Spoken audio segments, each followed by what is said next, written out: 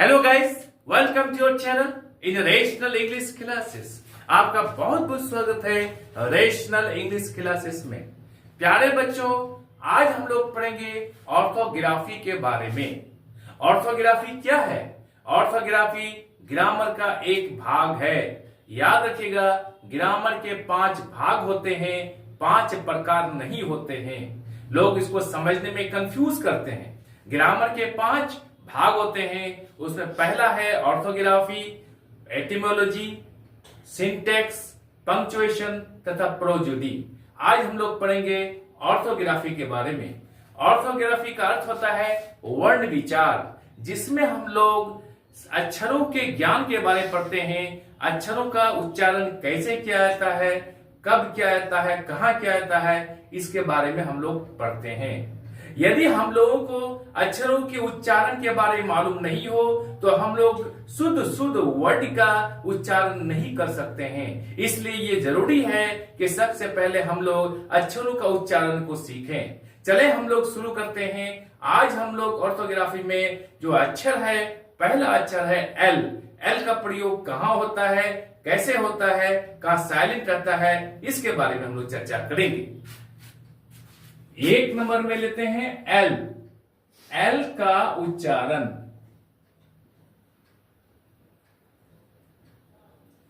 प्यारे बच्चों, हम लोग देखते हैं कि एल का उच्चारण कभी किया जाता है, कभी नहीं किया जाता है।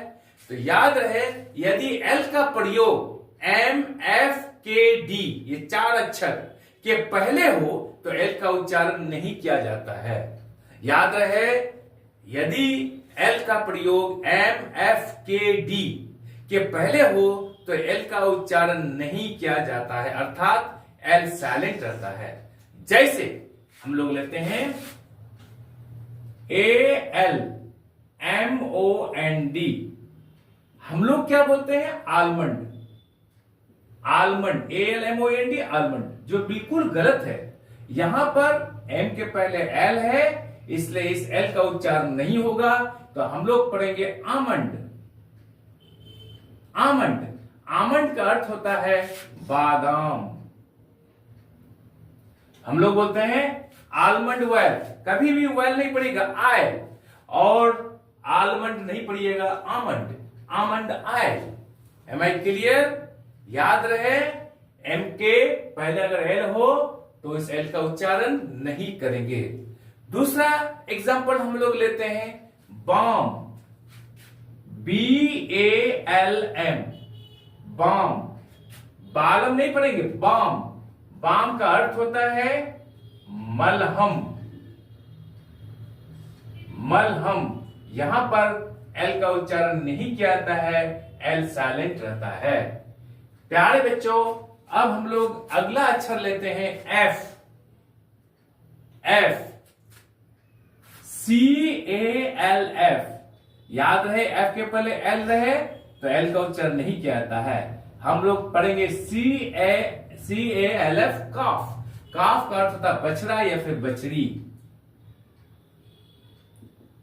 दूसरा उदाहरण लेते हैं हम लोग half. H A L F, half. यहां पर एल साइलेंट है। हाफ का अर्थ होता है आधा। अब हम लोग अगला अक्षर को लेते हैं के।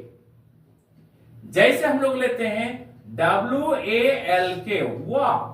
यहां पर के पहले एल का प्रयोग किया गया है, इसलिए इस एल का उच्चारण नहीं करेंगे।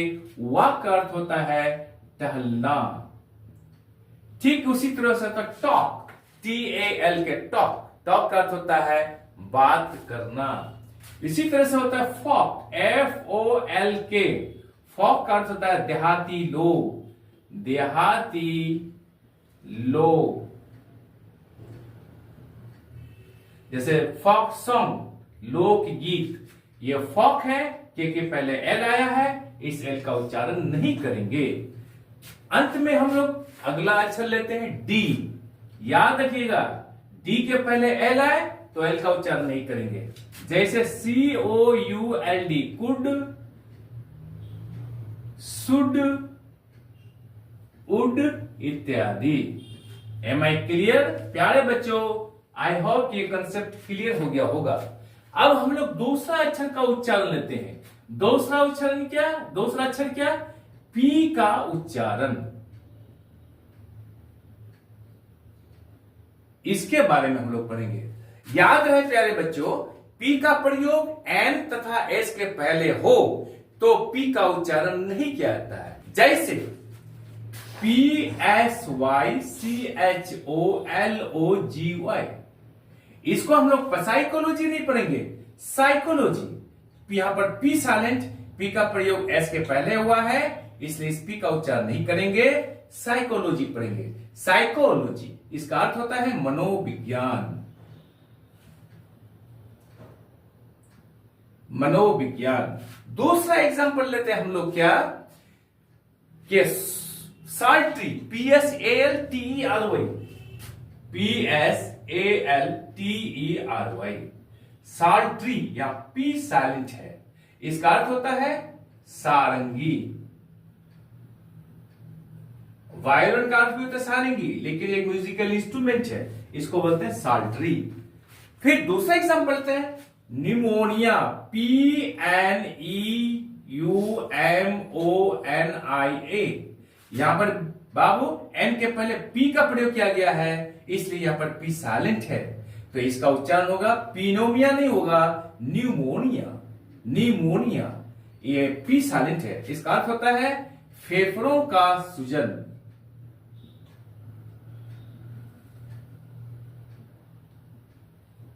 फेफड़ों का सूजन। प्यारे बच्चों, अब हम लोग अगला अक्षर लेते हैं।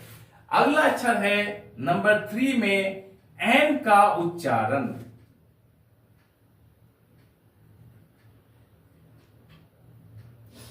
प्यारे बच्चों, एन का उच्चारण हम लोग कैसे करेंगे, एम के बाद एन का प्रयोग हो, एम के बाद एन का प्रयोग हो तो उस एन का उच्चारण नहीं करेंगे।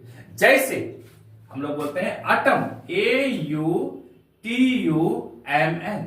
यहां पर एन के पहले एम का प्रयोग हुआ है या फिर एम के बाद एन आया है, तो इस एन का उच्चारण नहीं करेंगे। हम लोग क्या पढ़ेंगे, अटमन नहीं बोलेंगे, हम लोग बोलेंगे अटम। अटम, अटम का अर्थ होता है पतझड़। दूसरा एग्जांपल लेते हैं प्यारे बच्चों हम लोग, सोलेम, SOLEMN,